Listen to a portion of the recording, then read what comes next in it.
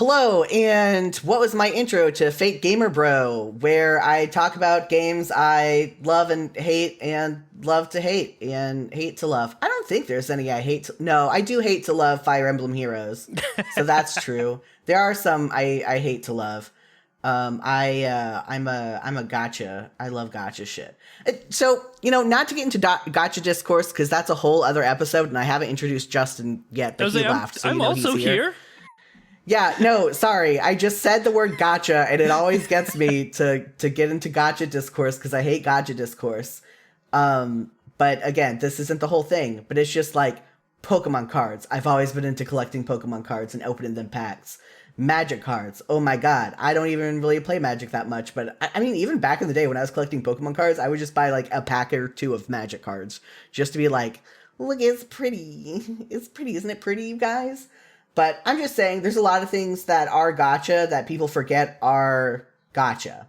I mean, Pokemon cards aren't gotcha. It refers to a gotcha machine, which is those little bubble things that you get tattoos from. The bubbles aren't usually in the tattoos. Those would usually be a flat slot that the tattoos have come out of. I am about to go on a rant about the temporary tattoos. I think tattoos are still gachapon. Yeah, they just don't come in the little balls. But it's still like the same concept. Yeah. That one Steven Universe episode, But yeah, the one. Don't make me say it. You know the one. Because I don't remember what it was called, but it's Steven spending a shit ton of money getting trying to get a certain figure and then giving that figure to Onion. So, but we're not here to talk about Steven Universe, even though there are Steven Universe mobile games, and I've played at least one of them. But that was ages ago, and I don't really care about it. Are there multiple? I thought there was just, was it Save the Light or Against the Light? One of those, and then I think there was a rhythm game. Okay. Maybe. I can't remember. And then, I mean, if you want to call it, I think there was like a Cartoon Network game in general. Oh yeah, there was a Cartoon Network card battler thing that I think had Steven Universe in it. But yeah, I'm pretty sure there were at least two Steven Universe, like actual just Steven Universe games. Anyway, I haven't played those lately.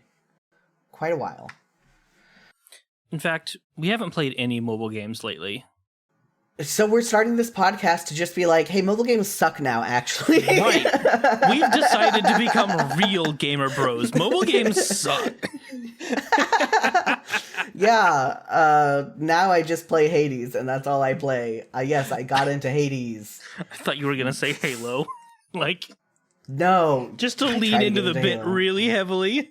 My newest Xbox console is the Xbox 360. So that's where I'm at. Well, that's all you need. It's all the way. 360. Yeah, that's true. They actually did not make any more Xbox consoles after that because they're like, well, it's a circle, so we did it. Yeah, it's a circle. There's no more dimensions to explore.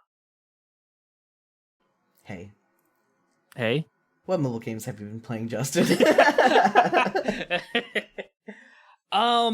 So I've been playing one that I know we've talked about on the server, but I don't believe we've talked about it on the show. It's called Infinitoad, which is not infinite toads, it's infinite node. But because the T is still there, it's very difficult to not make it sound like infinite toads. It should be Infinite Toads. Have you been talking about it on the server? I've talked about it a couple times. And it's basically, it's a tower defense game that... It's an infinite tower defense game with a very smooth progression to it. Instead of being like... if you've played the mobile game The Tower, where it's just like you're one guy that like progressively gets better and better over time in like a single wave sort of thing. Yeah. This game actually does have stages to it. And each stage, or each couple of stages, once you get a little bit further, introduces new mechanics, new enemies, new towers, new ways to play the game. And then you can take those things that you got and take them back to earlier stages to get further in them. And there's just... I've never hit a wall where I feel like I'm out of stuff to do and that there's like no way to progress. Everything feels I always feel like I'm gaining something after every run, where I know a lot of mobile games sort of they want you to hit a wall, so you have to pay money. I only paid money to remove ads from this. That's it. Yeah, which was like $3 or something. I don't know. that's always good. Some apps are like, remove ads for $15. No, thank you. And you still have microtransactions? No. I mean, there are still microtransactions to like gain some currencies and whatnot, but you get it fast enough just through normal gameplay. Every day, one of the maps will be like, "Hey, double rewards for the first playthrough." So it it gives you stuff to do, and it gives you kind of targets to hit. Each map has a very long list of not achievements, missions or goals that it wants you to hit. Yeah. And you'll get like 3 or 4 of them at a time. And for a while, the first mission on top will always be like reach wave X and it goes up until it increases, but it goes up until what it feels is like the easy end, and then you have no more go up to X waves. It's just sort of infinite. But then that slot is replaced with another mission, so you can do them faster. I don't know if I explained that good at all. No, I think I got it. No, that sounds neat.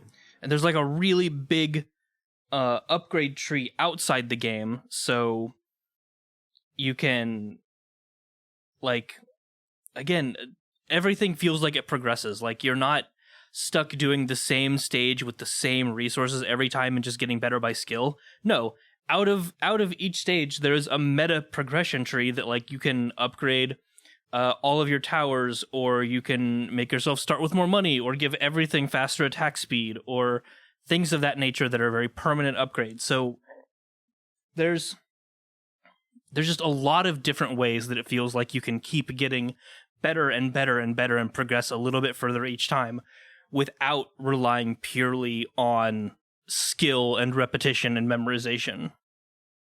And it's fun. I like it. So this is Infinito 2? Yes. Okay. I am on my 425th day in a row currently. You could have lied and made it funnier. I am on my 420th day in a row. Hell yeah, blaze it. I am on my 42,069th day in a row. Nice. Blaze it.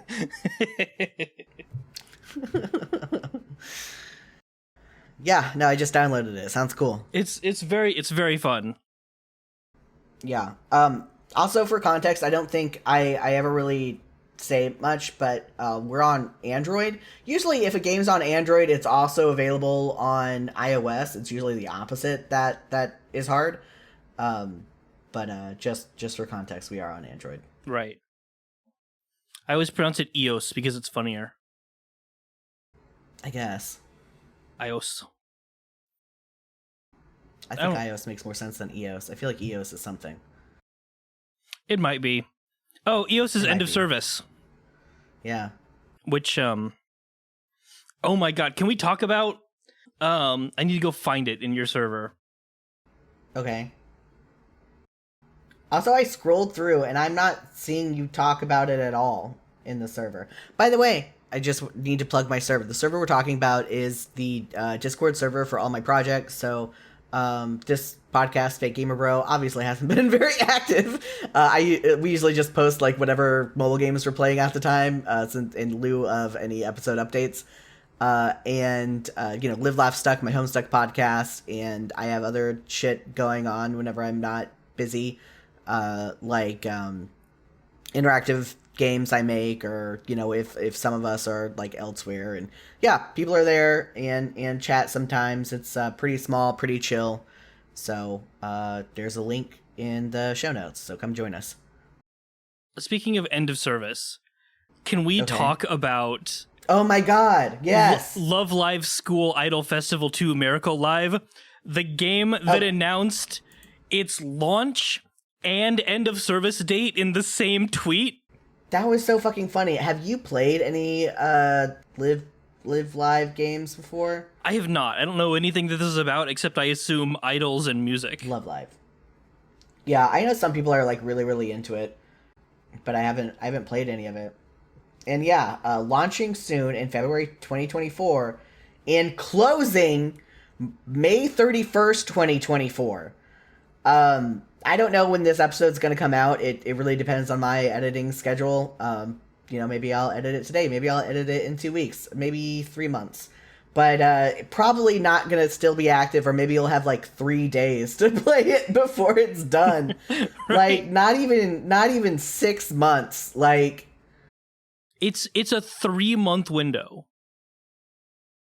Maybe 4 months. maybe 4, depending on when in February it launched. Yeah. That's fucking wild. Like it looks like they put so much production and stuff into it. Like, on the one hand, I'm like, yeah, it's nice to release it because people put a lot of effort into it. So at least it gets to be played for a little while, and the effort wasn't just completely to waste.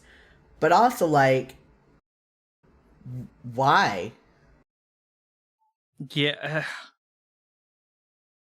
I mean, I don't know. One of the comments just said mobile games speedrun any percent. Yeah, I mean, basically. Like, damn. I mean, so I did look into this a little bit after it was posted, and I found the reasoning for it, and it's not good. There's just a bunch of like timing factors that went into this that were very wrong. Oh. I want to say this was a lot of cursory research. There's probably somebody that can dig deeper and get more details. But basically, my understanding of it is this. This is a game that had been out in Japan and some Asian territories for a very long time before announcing this. And it got very popular, including among other territories that it wasn't in. So they're like, okay, fine. We'll make an English version and we'll release it globally. Good, because that's what people want. Mm-hmm. While making the English version, their numbers dwindled to the point where they had to close their doors, and they had to make an end of service date because they couldn't keep running it. It wasn't feasible anymore. And the two just happened to sort of coincide so that if they didn't launch the global version, it would be sunk cost because of how much they had already put into it. But also, they didn't think the global launch would make up enough revenue to keep them going. Yeah. So it was just the worst timing. That's wild. I mean, I guess that makes sense, but it's just like, but yeah, that's just, that sucks. They could have at least done it in 2 different tweets. Like, you know. Yeah, I mean, but I guess it's like, it makes sense so people don't get too excited and then miss that it's closing soon, right? Right. Like, it would also, I immediately after I said that, I was like, you know what? It would actually suck worse if they said, hey, this game is going live, and then like a week later said, hey, this game is closing. I feel like that would suck more now that I've said it out loud. Yeah. And the reverse obviously isn't correct, saying, hey, we're going to end service on May 31st, and then a week later say, hey, this game is launching in America or rest of the world. That would also be very strange. Yeah, no, that would also be wild. Just, they did the best they could. It was just weird. Yeah, it was... There was no good way for them to do that. No, there wasn't. Yeah, Magic Survival, I feel like we need to do a whole new episode on at some point. I've been putting it off. I wish I had done what you suggested, Justin, and released another episode about it whenever Vampire Survivors started getting popular, because Vampire Survivors is inspired by Magic Survival. Right. Like, that is a thing that the creator has said. It is not a hidden fact. And it's not one of those things where it's like, the threes versus, what was the other one called? Like, what was the game that threes was based off? Like 2020 or something. 5, 12, 10, 20, 20, 2048. 2048. So where you know, three's just like basically did the exact same thing and completely like eclipsed it. This is just like Vampire Survivors is like a different game than Magic Survival. It's just like the same emerging genre, right? Yeah. And people have done more things with the emerging genre since then. Some are more kind of Vampire Survivors ripoff, but some are trying their own thing. And you know, I've heard talks about what people like from Vampire Survivors and what people like about some of the new stuff. And I think, you know, maybe they wouldn't like Magic Survival because Magic Survival is a lot more like some people are like, well, yeah, this is more involved. And I like how these new games coming out are more involved where I have to think and like use two fingers and stuff. And I'm like, nah, I like being able to do this with one hand and maybe like stay in place if I have a badass enough build for mid game. Yeah. I mean, I don't know the state of Vampire Survivors right now. I know that it's been getting very constant updates. It's been getting updates significantly faster than Magic Survival has. Yeah. And I don't know the state of it right now. But I do know that when it first came out, I was like very upset by everybody going, "Oh, this is the best game ever." Like, no. It's straight up just a worse version of Magical Survival when it came out. Oh, really? See, I didn't play it when it came out because I was very annoyed that people acted like it was a new thing that had never been done before. No, I mean, the only thing that was different is the aesthetic, in that it was sort of a more Castlevania vampire sort of thing rather than the more esoteric sort of living magic that Magic Survival is. Yeah. It was something a little bit more, I guess you'd call that more grounded an idea. But no, like everything about it was just every single power in like Vampire Survivors original was something from Magic Survival. Oh shit, I did not know that. So Magic Survival like literally had the same and also more content than Vampire Survivors. Yeah. Just with a different sort of aesthetic over it. But as I understand it, Vampire Survivors has evolved a great deal. It's sort of branched out from that. It is much more a different game. And like I said, it has evolved much faster than Magic Survival. So I would not be surprised if right now it is either a better or just a different experience. Yeah. Yeah, they, I mean, some of it's luck and some of it's just Magic Survival is only on Android. It's not on browser. It's not on iOS because Magic Survival started off on browser, right? Yeah, it was a browser game. Not Magic Survival. Sorry, Vampire Survivors. Yeah, Vampire Survivors started on browser. It was actually fairly robust in browser. That is where I played it for the first time. It was kind of cool to see. And then made its way to Steam, and I think to more things now. I think it's on mobile now, isn't it? Is it on console now too? I want to say maybe. But Magic Survival has, you know, promised for years that it was trying to go to iOS. I haven't looked at any developer notes or like releases or anything for a while about like what their plans are. Another thing is they're also from Korea, so you know I have to find people who translate any like blog updates or forum updates or whatever they do somewhere because. Remember my first ever episode for this podcast was diving into Magic Survival and how the only social media they posted on was a Korean specific like forum social media place, and I couldn't understand a whole lot, and like their website didn't have anything, and it was very, and I don't know how much of that's changed in the past several years, so. Not much. I feel like there is a wikia that just isn't updated, but there's a lot of like Google Docs and spreadsheets that if you find and save them do get updated relatively quickly with each update. Yeah. The Reddit is also pretty good, I think. Yeah. Anyway, here's a little update on Vampire Survivors. Okay. It's on Switch and there's multiplayer up to 4 players. Oh shit! Which is very interesting.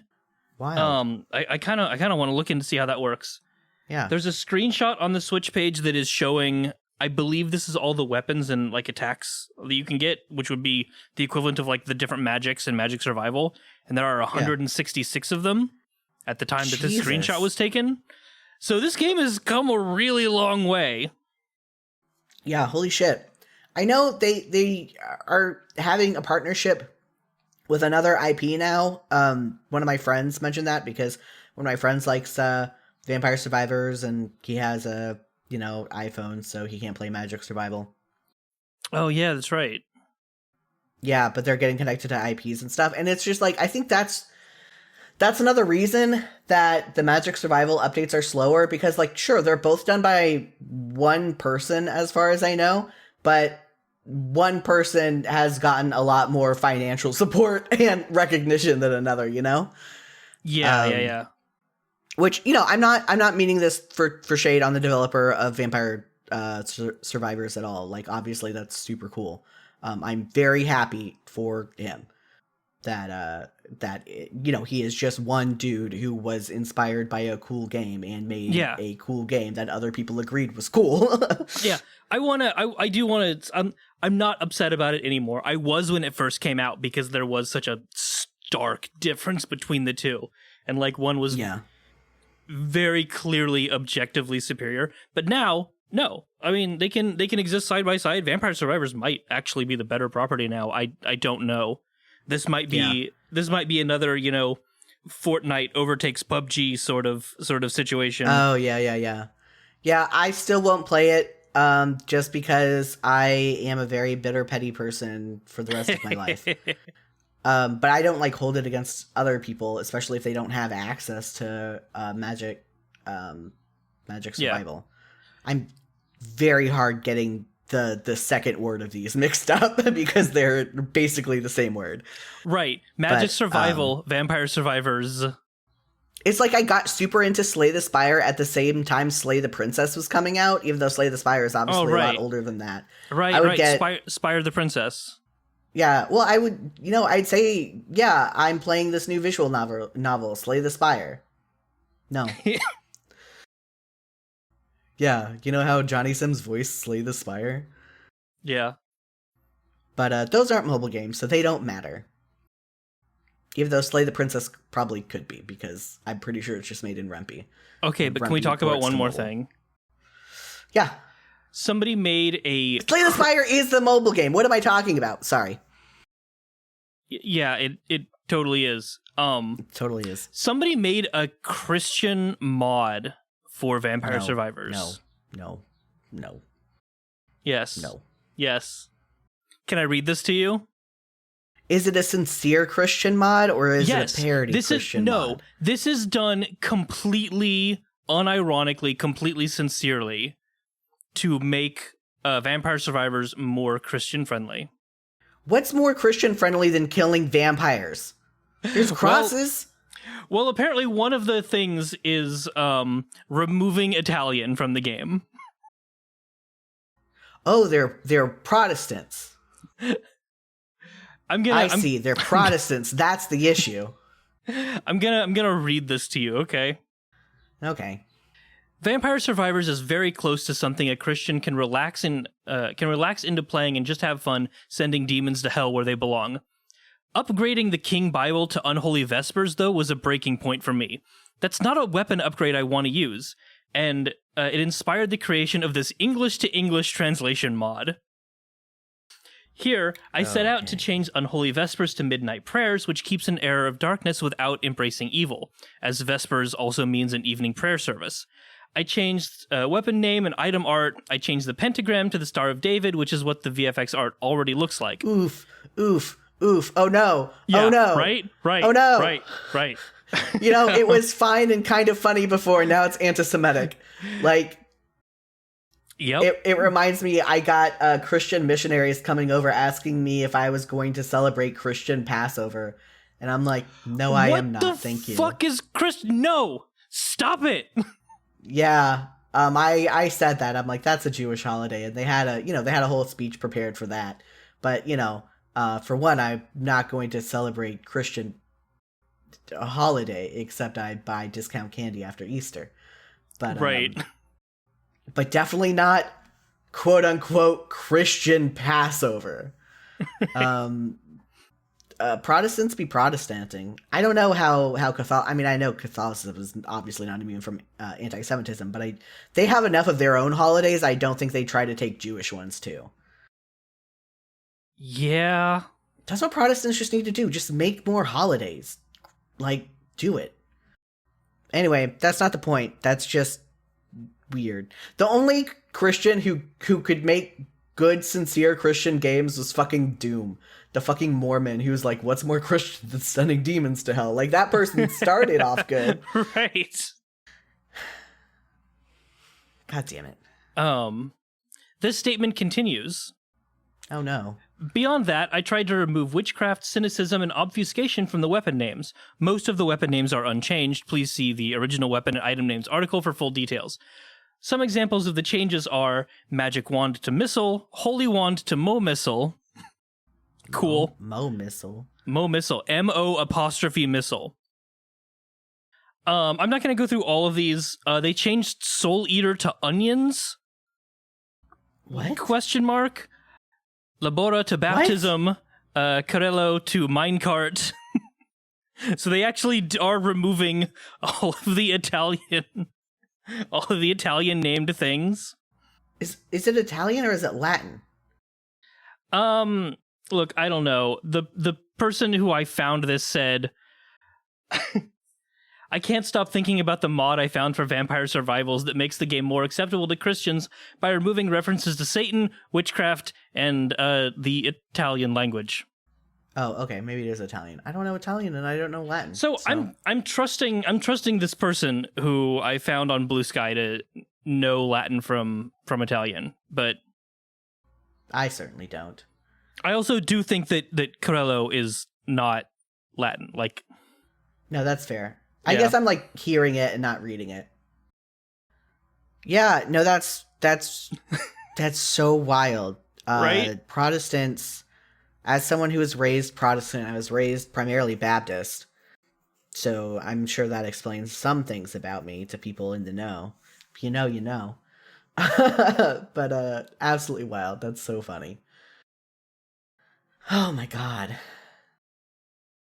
This is a podcast about mobile games. This is a podcast about mobile. Vampire Survivors, come to mobile. Is it not on mobile already? We can't release the episode until you're on mobile. I don't know. Let me check. We have these cool things called phones that we play games on, and you can also find games on.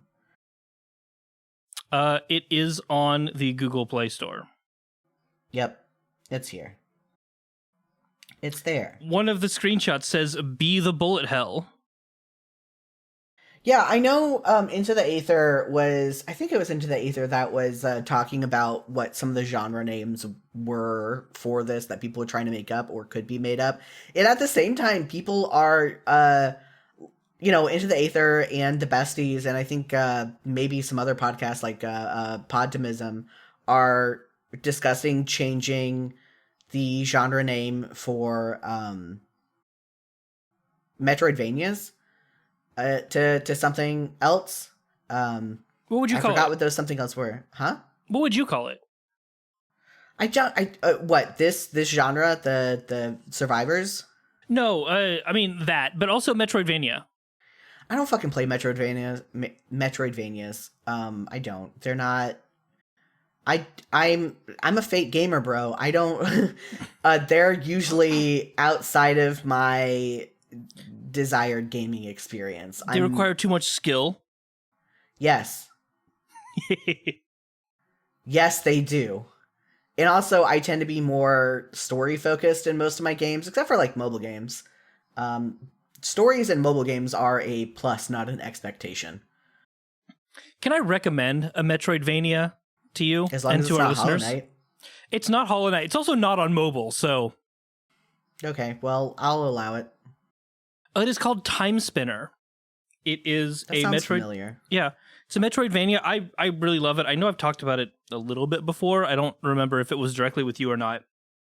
But no, it's a Metroidvania that spans... It actually has a more complicated story to it than most Metroidvanias, although that's not a particularly high bar to clear. But it does have story. It does have like an evolving narrative that happens throughout the course of it, rather than story point A being at the beginning and story point B being at the very end. It takes place across 2 different timelines, as the name would probably imply. Yeah. It is also very queer. I want to say 75% of the characters in it are some form of queer or trans. Well, trans is under the queer umbrella. So I guess I realized that as soon as I said it. I get you. It is sometimes nice to like point out trans specifically, because a lot of people, when they say it's like, oh, this has queer characters in it, very rarely does it have trans characters in it. Yeah. So yeah, no, that's cool. Yeah, I feel like I've heard about that, but again, I listen to several dozen gaming podcasts, so who knows. But cool. We'll see if I look into that. Right now, I'm actually finally playing Hades, as I mentioned before. So that's been kind of my thing. Is Hades on mobile? It's not. I've been playing mobile games too, but when I'm not playing mobile games, I'm playing Hades. Or Balatro. Which I think I hear Balatro is coming to mobile. But that just seems like it's too much on a screen. Yeah. Like, there are some games that should not be on mobile. Like, Cultist Simulator. It, like, there's a difference between mobile and, like, tablet, right? Like, Cultist Simulator, I can see working on a tablet. Absolutely not on a phone. Do not play that on a phone. Right. It is complicated enough. Way too goddamn much. I have no idea how to play Cultist Simulator. You have to play it for a long time to figure out how to play it. Not good on a phone, I'll tell you that. But I'd have to bring Dami on to talk more about Cultist Simulator, because she's been playing that a lot. Yeah, it looks like about 2 months ago, the Balatro devs had an AMA on Reddit, and they did confirm that they have been working on mobile ports. So they are in development. Yeah, I'm very excited about that. Balatro, it's another game that is like, because I was reading some stuff about that and how like they just like, wait, is it just one person or are there multiple people? I thought it was just one person. I have no idea. I think it's just one guy who like works an accounting job or something and just like made a fun little game as a hobby and put it on and thought that would be it. And he'd go back to his accounting job and maybe get like 100 sales or something if he was lucky. And then suddenly it blew up and now he can actually like focus on this game as a career, at least for now. So I think that's cool. Balatro is a really good game. And I'll talk about it. We'll talk about it more whenever. The developer, I looked into because I thought that Local Thunk was a studio. It's not. Yeah. It's just the guy's like username. That's so funny.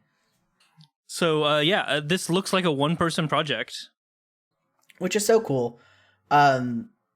This is one of those games. Not to make like all of our bonus episodes that aren't about mobile games about card games like we did for Inscription. But it is one that I'd be interested in talking about as like a bonus for subscribers. So, which yes, we did an Inscription bonus episode, me, Justin, and Dami, that you can access for as little as $1 a month at kofi.com/JaxyX.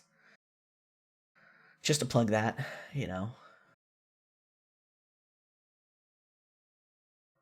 I have been playing, I think the game that most people know about that I wasn't sure people knew about, but I've now talked to multiple people who've played it, is Necromerger. Have you heard of Necromerger? I've seen ads for it.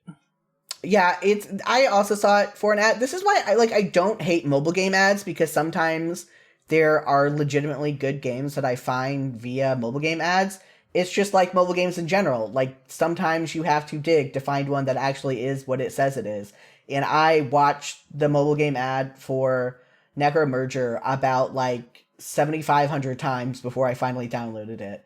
And I've been playing it pretty nonstop for, I don't know, they don't really track how long you've been playing it, but for a while.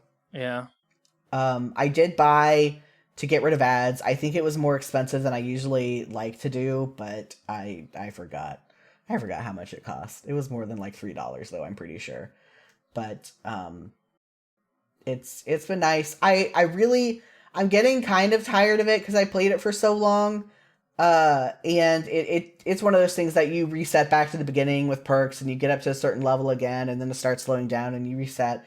But it also has events that you can do once a week that lasts for 3 days. And then it also had a Christmas event I really like. So I've definitely been playing it since before Christmas. Not since Halloween, because I missed the Halloween event. So I might like pop in again in October if I do stop playing it so I can do the Halloween event. And what I like about it is you can get different skins for how, because what it is it's a merge game and you merge things and then you feed the things you merge to a big eldritch horror because you're a necromancer and you're basically raising baby Cthulhu. And so you can get different skins for the necromancer, you can get different skins for the eldritch horror and for like some other things.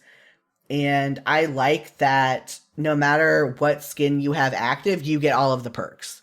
You can just choose it based on aesthetic and not have to like switch around perks. They have like a separate thing, like a trophy room, that you can only have like 2 of those perks active at a time. But I like that they don't make you choose between aesthetic and a skill you actually want to use. Yeah.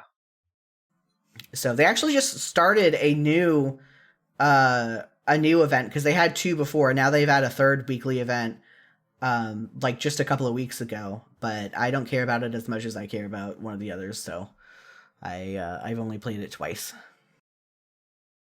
So, but it's a lot of fun. Just another thing I can mindlessly do. I love merge games. I love merge games a whole lot. So that's a lot of what I bring to the table. I forget if we've talked about it. Have you played... Oh my god, which one? Is it Merge Manor? The one with the like really crazy live action ads? Yeah, no, we have an episode called like something about Kathy Bates in the episode title because they got fucking, who was it? Pedro Pascal and Kathy Bates and these fucking advertisements for Merge Manor. I've played it. It's not as micro. I mean, it's still very microtransaction, but it's not as in your face about it and you need to do it every 2 levels as I thought it was going to be. But it's not really my thing. Which is funny because like I like things with story, but if I want a merge game with a real story, I really like Love and Pies. I need to get back into playing that. That has like queer representation. It has like they did a like thing for Mother's Day or Women's Month or something like that, and it had like a fat disabled character with like a visible hearing aid as part of the promotional poster for that, and that was like a little event with her. And it's still very microtransaction, like it's very much that. So if you don't like those kind of being in your face and constantly asking you to like spend $15 every 3 days, then avoid it. But like if you are good at ignoring those and you just want like a solid game with a surprisingly interesting story, then I would go for that. My only thing is a lot of the advertisements are like, you know, it's the classic like, oh, look at me, I caught my husband cheating on me and I have to flee with my child and start anew at this place that burned down. So specific, but so many mobile game ads are like that, right? Right. They're either that or they're like, oh no, I caught my husband cheating. What do I want to do? Forgive him or kill him? Right, yeah. So this is very much that, but there's like actual plot after that. Like she reconnects with an old like high school boyfriend, and so that's like the canonical ship. Like they go out on dates and stuff, and then the husband comes back, or the ex-husband comes back to like stir shit up and be a jackass. But really, the real chemistry is between her baking cafe rival. They're lesbians. They're in lesbians with each other. I mean, they're bi. They're both bi, but... They're in bis with each other. They're in bis with each other. They should be dating. Which was really funny because there's a plot twist that happens that... It's a plot twist, but it's not what you think it is. But it is for a while. And genuinely, I don't want to spoil it because I think it's interesting. I kind of regret that I skipped past so much of the story at the beginning because I thought it was going to be all dumb shit. But I do think it's interesting. And again, there's a fucking bear in there who just, not a real bear, but like a gay bear. Like the main character's uncle is a gay bear who just casually talks about his husband and shit. And, okay, wait, like a bear or no. Okay. Like a gay bear. Like, okay. the all right, okay. Like not versus a a twink. not a bear who is gay and lives in the woods. No. It's all pretty solidified in realism. And then there's a journalist character who talks about their partner and only uses they them pronouns and partner. And we have yet to see the partner because the whole thing is it's kind of long distance right now. But it's just but it's all very casual about it. And I don't know, I really like it. It's just surprisingly sweet. The little kid's autistic, never said it, but the classic obsessed with dinosaurs autistic little kid. So she's nice. I don't know. Again, it's very microtransaction heavy. It's trying to get you to spend a whole lot of money on it, but I've been able to proceed pretty well in it without, and it's part of Mistplay, which is the you play it and you play games and you earn money because they steal your data. But things are stealing your data anyway. Might as well get paid for it is my thing. I don't know how much it actually steals your data. It just tracks that you're playing games. Everything steals your data. Right. But I probably talked about this before, but it's been so long since we've done these episodes. I forget what I've talked about or not. But I do genuinely love Love and Pies. And I it got to the point I was posting screenshots of it on Tumblr and talking about the story on Tumblr. Genuinely, it was engaging to me. But I haven't been playing that a whole lot recently. What I have been is, do you know Zach Gage? No. Let me look up some of his other games, because I know he makes a lot of mobile games that people genuinely like. Flip Flop Solitaire, Really Bad Chess. Oh, I've heard about Really Bad Chess. Yeah, so recently... Good Sudoku. Yeah, Sage Solitaire just came out. Because I think a lot of those games that we mentioned are only on iOS, but Sage Solitaire came out. And Sage Solitaire is 2015. What? It's almost a decade old now. Okay, maybe I thought it was I thought Google Play advertised it as a new release. Maybe it just came out on Google Play. Maybe. Sorry, now I have to look it up because I'm obsessed. Anyway, his works are Lose Lose, Bit Pilot, Halcyon, Spell Tower, Ridiculous Fishing. I've heard very good things about that one too. I played that one a bit whenever my phone went to shit and Kyle let me borrow his old iPhone that he just kept around because why not? Yeah. So I played. I got to play some iOS games while I had that. Guts of Glory, #Fortune, Sage Solitaire, Tharsis? Oh my god, Tharsis was him? Holy shit. I don't know what Tharsis is. I love Tharsis. Tharsis is very board gamey. It's about, I don't want to call it a roguelike because it is a different thing every time. There's not really meta improvements to get.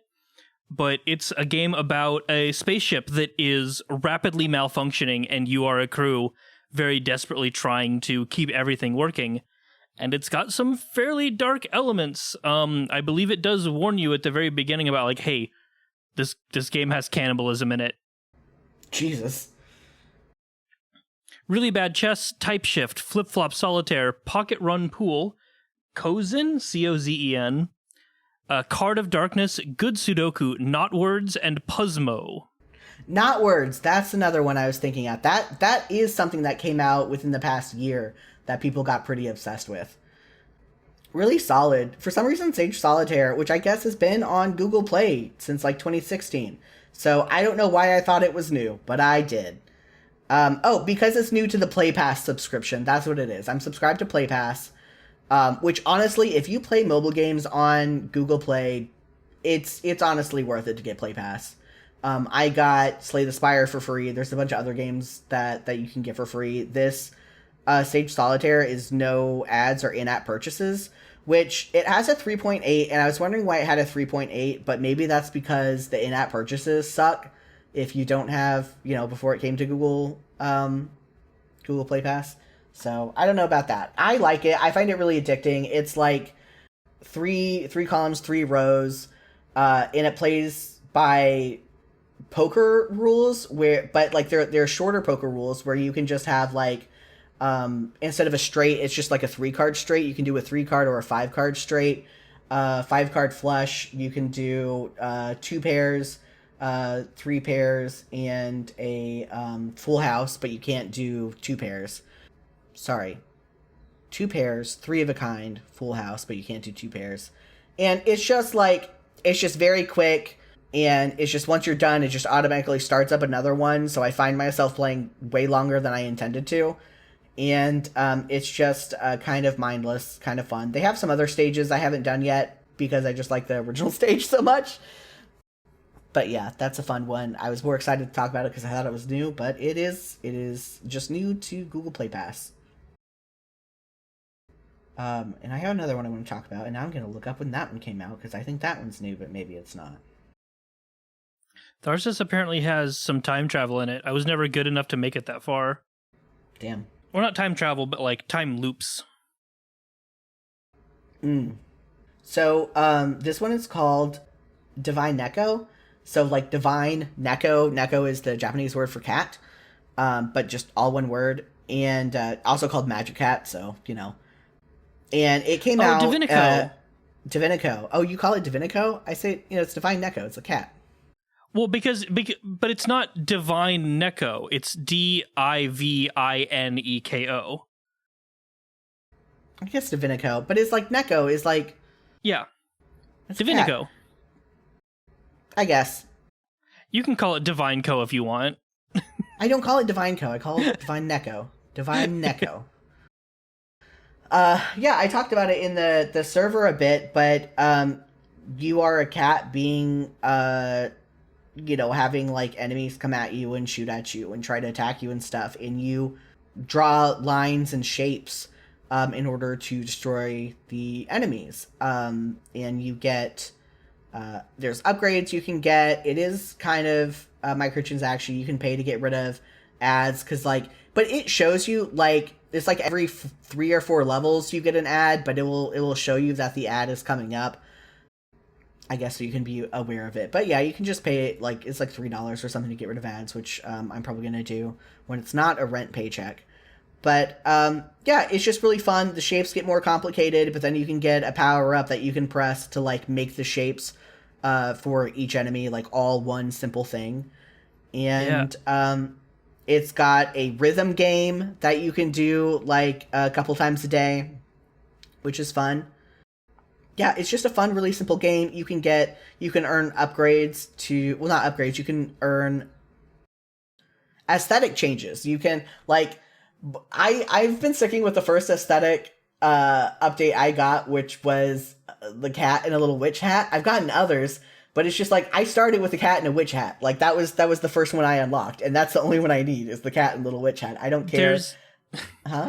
There's a cat in a cat mask.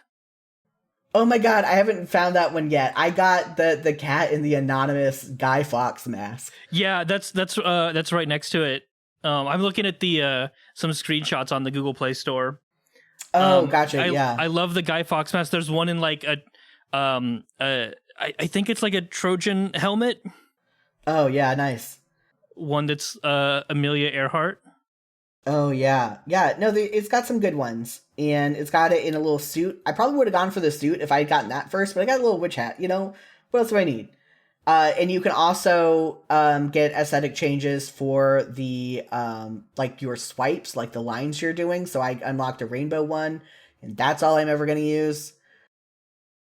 Yeah, one of the screenshots has like is very pink. It's got pink and flowery letters. It's got the cat dressed up in what I can only describe as Mrs. Nesbit from Toy Story. is very, very pink and very bright.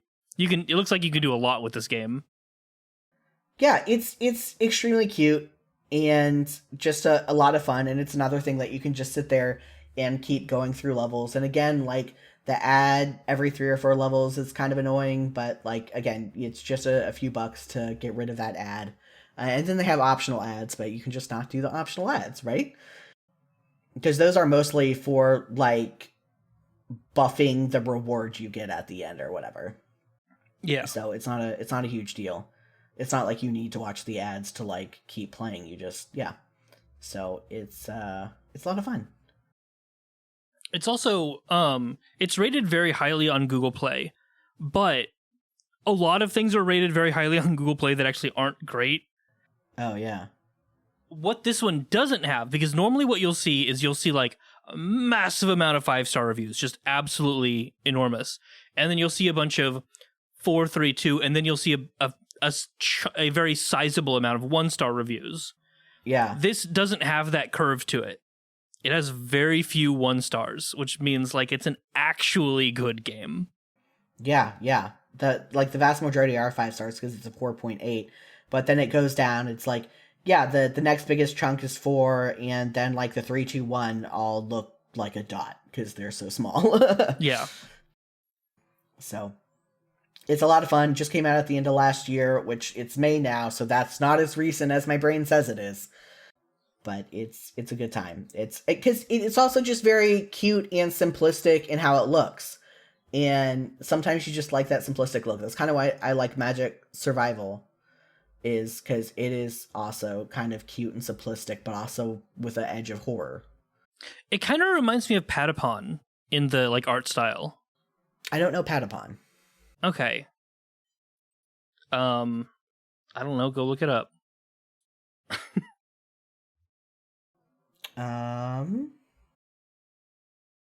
I guess. I don't know. It's like I look at the two side by side and they're clearly not. But for whatever reason, I get Patapon vibes from the screenshots. Yeah, I guess I can see that. Also, go play Patapon. It's available on mobile, technically.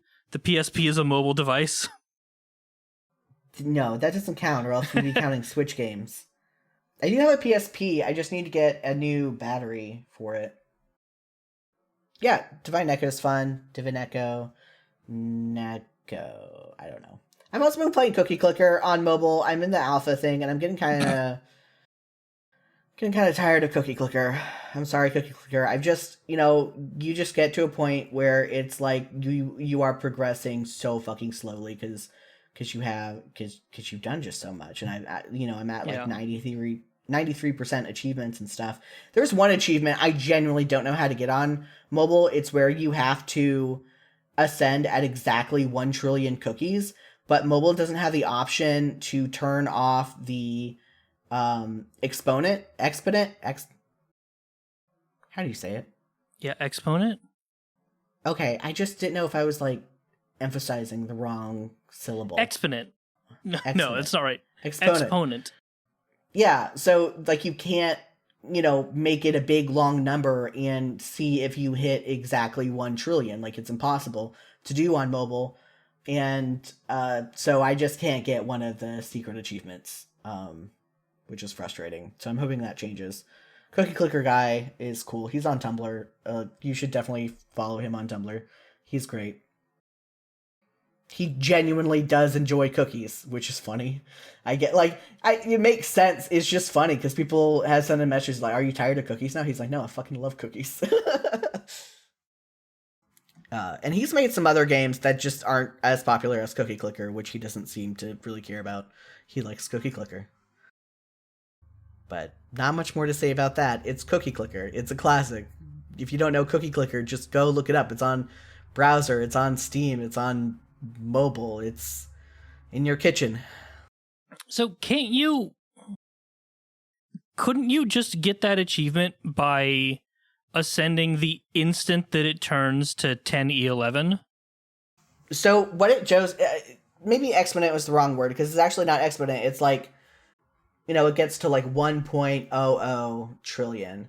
And like to do that, I would have to, it would take a lot of work because I would have to make sure that I did not get any upgrades to make my cookies, like my taps do like more than one cookie, unless I could make sure I got it on an even number. So it could be like more than two.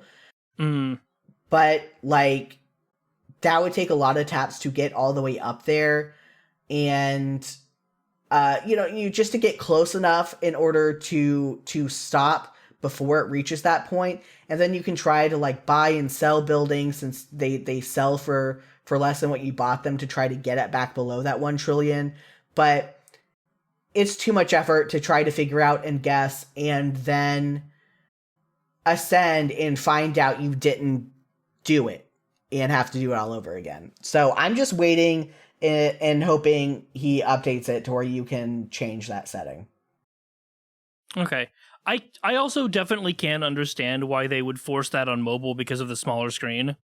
Yeah. I just think that they're either... Because I'm pretty sure that achievement's still there. Like, you can't see what achievements, unlocked achievements, you can't see what those are, how you get them. Yeah, I would assume it's a pretty straight port between the two. So I'd assume that achievements are all identical. Yeah, like there does seem to be enough missing spaces to have that. So yeah, it's unfortunate. I mean, I guess like you can export and import your save, so I could do it on browser and then just export it all to like copy the code to export it to mobile, but I'm just kind of getting tired of it in general. It's a game that you play a lot and then you put down and then you might pick it up again in like 6 months. Like Egg Inc. is kind of like that for me. I get really into Egg Inc. and then I get tired of it. I get tired of Egg Inc. after the 30-second ad. Are there that many ads in Egg Inc.? No, not the 30-second as in 32, as in... Oh. The 30-second ad for Egg Inc. in other games. Oh, gotcha. The 1/2 minute. Yeah, that's fair. I haven't seen a lot of Egg Inc. Ads, I guess. But I've also mostly been playing Necromerger, and I got rid of the ads in Necromerger, so... Yeah. It's basically just all, hatch chickens. Chickens make more eggs. Get enough eggs to make a rocket ship. Go to the moon. That's what you do. That's what you do. Send eggs to the moon. I've been playing some other games. I do also want to say I posted this on my social medias and in my newsletter, which if you only listen to this podcast, you don't know about it because I made it pretty recently, but it's jaxyax.substack.com. Yes, I know there are problems with Substack, but I made it on Substack before. I kind of knew about it, but then I forgot about it because I just don't think about Substack that much. So that's where I am for now, and I might change it and hopefully be able to port it over. You know what? I'll have it as right now it's livelaughstuck.com/newsletter, which will also just get to whatever newsletter I have, and I'll make that for Fake Gamer Bro as well, which will be fakegamerbro.com/newsletter. So I'll add that as a link, so you can just go there, and whatever newsletter I have at the time is the one you'll be sent to. But what I'm trying to say is I made a blog post on a blog I fucking forgot I have on WordPress that is a list of my recommended mobile games. I plan to keep updating that post. Right now, there's about 15 games on it. I have them separated out by whether it's on iOS, Android, or both, and whether it is portrait or landscape. Which is tough because some are on both, but if they can do both portrait and landscape, I'll put it on portrait because I care way more about portrait than I do landscape, and I'll just mention it in the notes if that's the case. You could just put it on both. No, I don't like repeats. Okay. I mean, I guess I could. I don't know. I haven't gotten to that yet, but I might put slice and dice because I think you recommended slice and dice to me before. Yeah. Yeah, I thought it was landscape only, so I only played a little bit of it, and then it got mentioned on either the Besties or Into the Aether or both, and they mentioned playing it in portrait mode, and I'm like, oh, wait, well, what? Shit. Yeah, you can play it in portrait mode. Hold on, I'm gonna boot this up right now and try and figure that out. I think you literally just like it's one of those that you just like turn it and it switches to portrait mode. Oh my god. It's a game changer, right? I don't know. Hold on. Gonna play through a round? Oh, okay. All right. I see how this works.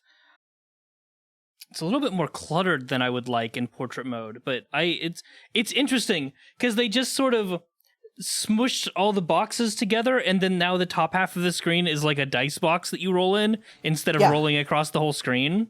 Yeah. I don't know if I like it, but that was not there when I recommended it to you or when I last played. Okay. Cool. I don't feel as much of an idiot then. Yeah, no, that's a very new feature. Cool. I'm glad because I was like, did I just miss this last time? But no, if it's new, that makes me feel better. Because there are very few games that I'm willing to play on landscape mode. And even then, I will play them a lot less than I'll play other games. Yeah, I want to say that's a very new feature, because I think I played it a month or two ago, and it didn't have that yet. So I don't know. I feel like it was there a month or two ago, but we both have ADHD and time blindness is very much a thing. It is also entirely possible that I just clicked the icon and then turned my phone on its side and didn't even think about it. And didn't like accidentally like move it to portrait, so it wouldn't have switched.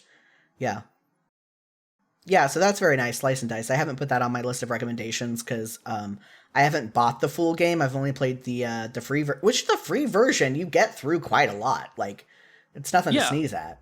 What, remind me, what comes in the free version again? I don't fucking know. Just like I played through like a run. There were like 10 levels or something, and I think I could play at different difficulties. I played one run and I haven't gone back to it since. Okay. That's kind of what I thought. I just didn't know if the demo had changed since I first picked it up. God, I don't even know how many years ago at this point. But no, that sounds like a proper full run is 20 stages. Okay. And there are 5, I believe, different modes. I could be lying about the number of stages I did. I don't fucking remember. At least 10. I do remember when I did it, the demo was classic mode only, so your characters were set in stone, and it was 10 to 15 stages. Okay, well, let me, you know what, I can just open it if I still have it on my phone, because you won't be able to tell because you have the... Okay, I have easy, normal, hard. Okay. Yeah, you unlock it for $9, you get 20 levels, too many modes, 128 euros, 70 monsters, 472 items, 109 keywords, infinite curses, weird modding. Wait, what? Hold on. What? There's a new mode that wasn't here last time I played called Crappy. Nice. Oh, it just automatically puts you in. Oh, wait. Oh my god, there's so many things now. Hold on. Yeah. There's significantly more than 5 modes now.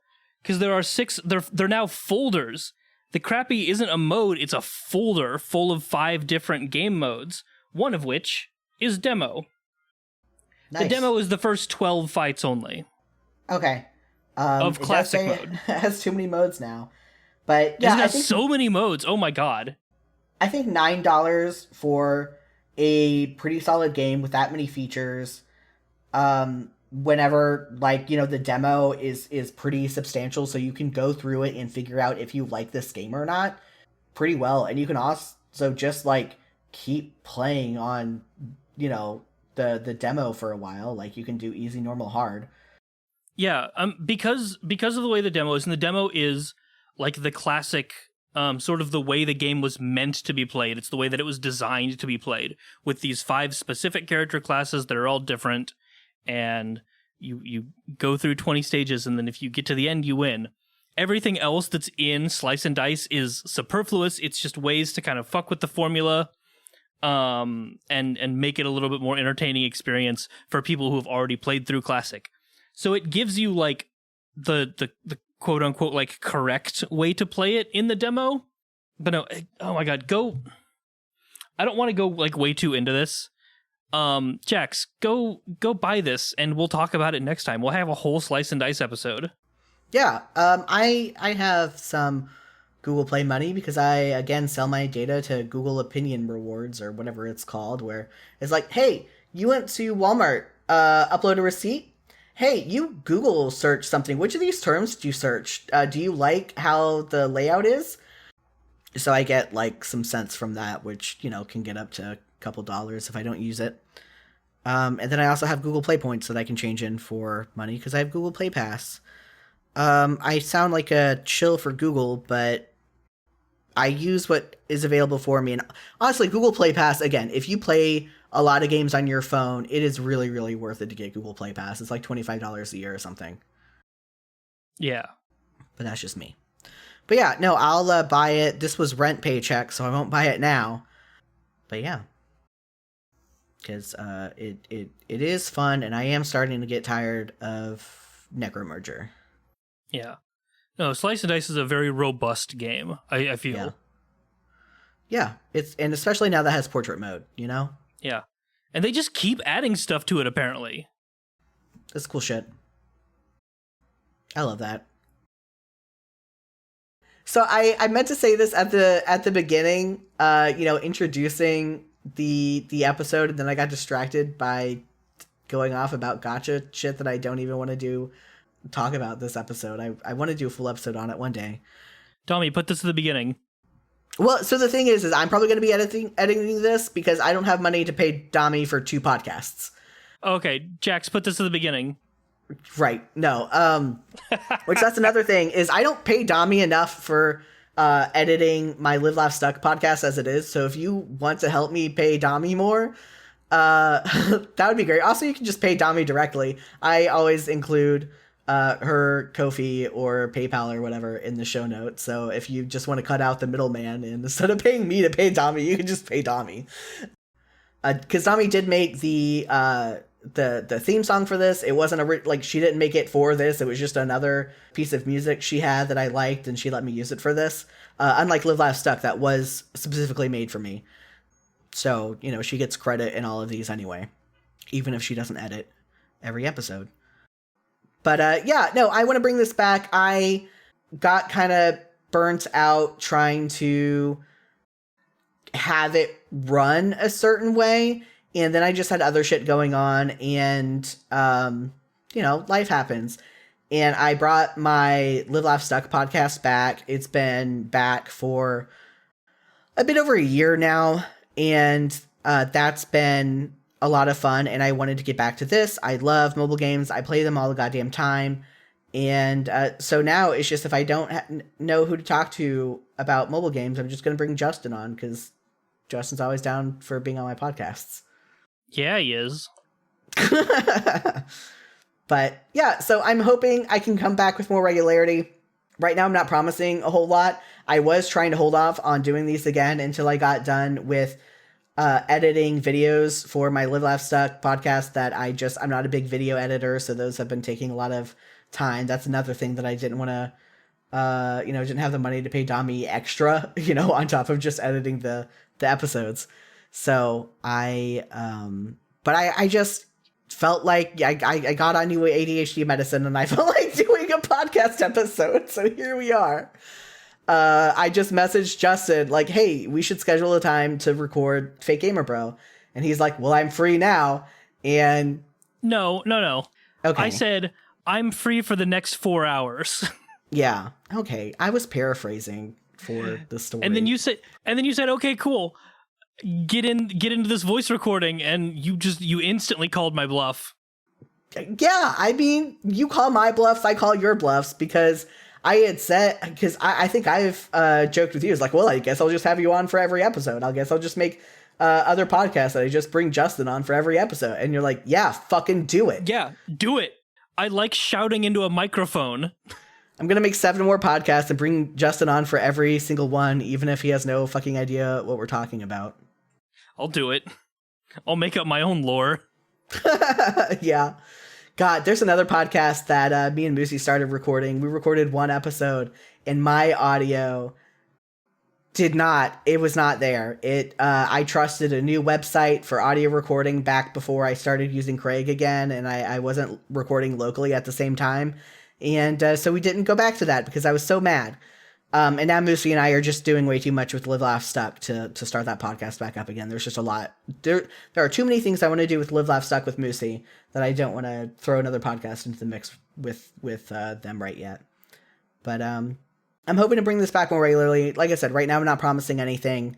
I might try to do monthly until I can get more of a rhythm and see how long editing takes on top of me. I only have 2.5 more videos I need to edit, and then I can be freer. And I don't know how much of this I'm going to cut out because I'm just rambling about podcast production, which I like to do in my episodes. But yeah, Justin will be on unless I can find someone else to come on. But people don't think of mobile games as games, right? Like, they don't think of them as things to talk about. They just think of them as like Candy Crush or way too many ads, or I don't know. It's just, and I do want to try to change that. It's not that people don't, because mobile gaming is actually the biggest gaming industry, like by a very sizable margin. It's that the people who talk about video games don't think of mobile games. No, but I mean, I would push back on that. I don't think people think of it as gaming. Whenever I talk to people about, like, if they want to talk about mobile games, they don't, like, the way they talk to me about their mobile game usage doesn't sound the same as when people talk about playing other video games. Like, it's like asking if you want to talk about how you played solitaire while you were waiting for the internet to start up, you know? I mean, yes, most people do play mobile games not for hours at a time, like I'm going to do with a Zelda randomizer immediately after this podcast. You're always playing a Zelda randomizer. What? I said you're always playing a Zelda randomizer. They're so good. I love it. It makes the whole world one big puzzle, and it's different every time. Yeah. It's I don't know. That's my specific brand of autism, is I want to solve the same puzzle with different pieces. Fair enough. Sorry, I interrupted. No, but like most people play mobile games for not these extended stretches of time. You don't see people, get on a couch and play mobile games like they'll play something on their PS4. It is a whole different sort of mind space that people are in, because mobile games are also meant for shorter bursts. There are very few mobile games that don't save every 5 seconds, even if they are a longer RPG, like Genshin Impact is the only one I can ever think. Honkai Star Rail, which is by the same people who did Genshin Impact. Oh my god, what is it called? Another Eden. Another Eden is a very, very big JRPG made by the same people that made Chrono Trigger. Oh. And even then, that game saves like every 3 seconds, so you can stop whenever you want, and can do it in small bursts.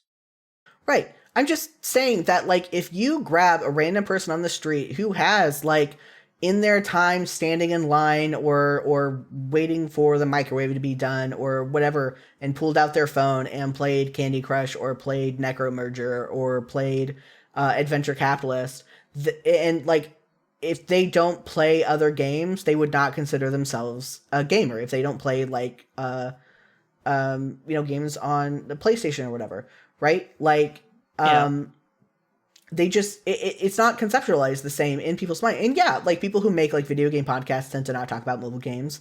I've been trying to recommend some mobile games for people to talk about, but I do hate this conception that it's like, even people who want to support indie creators and do genuinely like mobile games, there's still some of this thing of like, well, I'm not going to pay for a mobile game, that some people have. And, it's frustrating that, I do still think that individual people who play mobile games are just generally just do not conceptualize what they are doing as playing games in the same way we think about playing video games. Yeah. So it makes it hard to find people to talk about it because they don't think about it. I'd love to, this has got to be out there, but I'd love to see like brain activity of like somebody playing Final Fantasy versus playing a mobile game. Yeah. You know, I want like the brain scan to show what parts are more active and like how people think and what neurotransmitters are being released. I think you'd have to make it more detailed than that, because like maybe like Balatro versus mobile games, or like, you know, Final Fantasy versus a phone only Final Fantasy, or something that like would be in the same level of intensity, because obviously with different level of intensities there's going to be some differences, but I don't know. Well, yeah, you're right. Yeah. God, you could almost do it with Slay the Spire. Yeah. Have somebody do a Slay the Spire run like on Switch or on PS4 or 5 or whatever it's on, and then like have somebody do a Slay the Spire, like have a different person do the Slay the Spire run on mobile. Just have a bunch of that and like look at average brain activity. I feel like would be very interesting to me, because with the way that people talk about mobile games, even though mobile games are significantly more ubiquitous now than they were, you know, a decade ago or whatever, there's still a barrier. There's still different things. That's why we call them mobile games and not video games. Mm-hmm. You know, we don't. You say, hey, I'm going to go home and play video games. You don't say, hey, I'm going to go home and play console games or PC games. You say video games. But if you're talking about mobile games, you don't call them video games. You call them mobile games. Yeah. And so I think there's still this like barrier block there. Yeah. If you said you were going to, if you said you were going to go home and play video games, people would be confused if you went home and played a game on your phone, even if it was something more active, like, because you can play like PUBG and shit on your phone. Yeah. But like it wouldn't be like, maybe for PUBG they try to give an exception, but like, you know, there are some more story based mobile games that people just would not like. Oh, you said you were playing video games, but you're playing on your phone. And I feel like once they make that connection, they wouldn't say, well, that's not playing video games, but it wouldn't be. It would go against what they expected. Yeah. But fuck, I was gonna say something. Oh. It's really funny, because for a while I was majoring in psychology. I was actually double majoring in psychology and biology for a while, but I didn't want to have to do organic chemistry, so I stopped double majoring in in biology. Because even chemistry majors have horror stories about organic chem. But and it was actually at a university who was like really known for their research programs, like their I mean, it was known for other shit, but they had a really good psychology research program. I actually helped out some grad students with their psychology research. It was about advertisement though. Like we put like the shit on their head to measure their brain waves and shit as they like looked at advertisements for alcohol versus water. It was neat. But it's like, well, I guess I'll just go back to the school I dropped out of and start back up my psychology career again so I can do a study on mobile games. Yeah.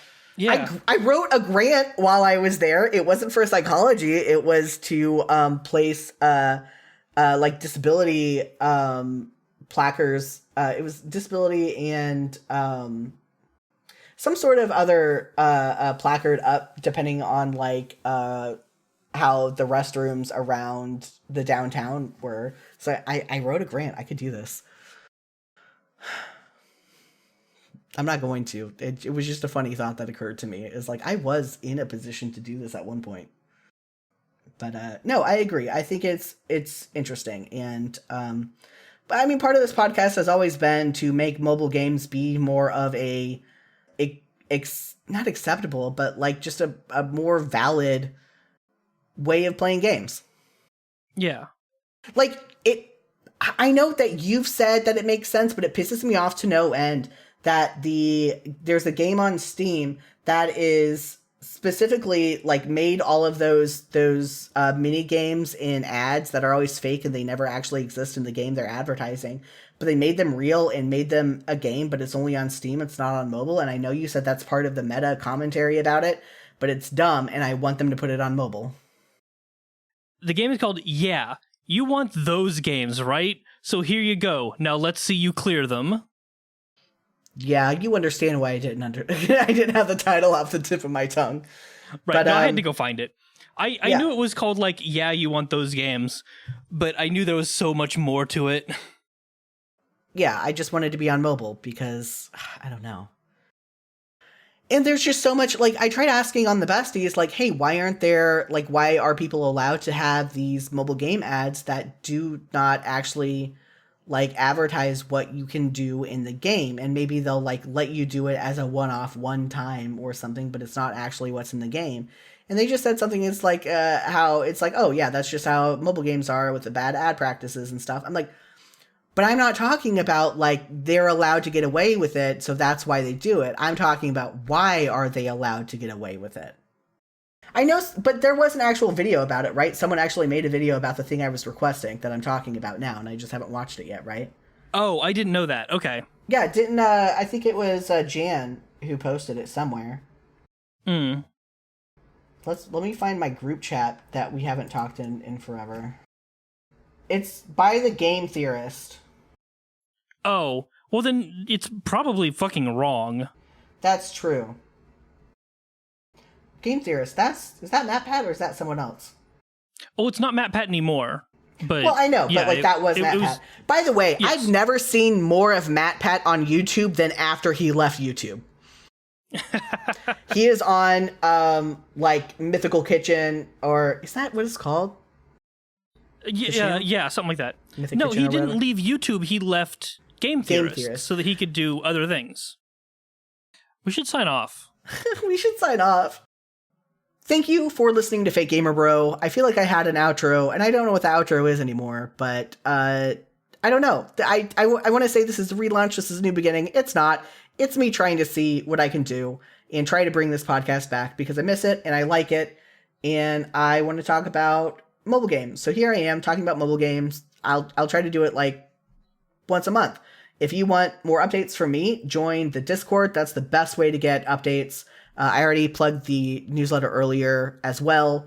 All of that's in the show notes. Justin, where are you at? What? I'm in my house. Yeah, where are you at? Location. Dox yourself. Hey, here's the thing. I am very easy to find. I'm not doing the work for you. Put in a modicum of legwork, listeners, if you want to come to my house. We're about to come to your house, me and other co-hosts for a different podcast that I also keep talking about. Yeah. We're going to have fun on Carket Day. Carket. Beep beep. Divinico. Aranea. If we're just like doing alternate pronunciations. Jake's Where take are us you out on of the here. internet? Where are you on the internet, Justin? Plug yourself. You can find me on exactly 2 places all over the internet. I am on Discord and Blue Sky at Tensei Dragon, TENSEI DRAGON. I do a lot of podcasts, and you can hear my voice all over the place. Don't worry, I will tell you about it. And, as always... Fucking Justin McElroy move.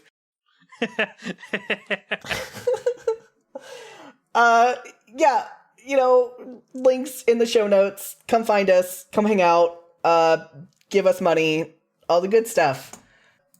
I'll try to have like a serious, like an actual like topic instead of just rambling. I just, we need more ramble episodes, I guess is what I'm saying. Goodbye. Thank you to Dami for composing the theme song and editing the episode. You can find more of her work at soundcloud.com/DominoThief. Shout out to our fakest fan tier supporters, Danny the Spoonlord and Tezrak. You can become a supporter and receive early episodes and bonus content for as little as $1 a month over at ko-fi.com/jaxyaks, or simply give a one-time tip. For information on and links to my other projects, head over to jaxyaks.com. Thanks again for listening.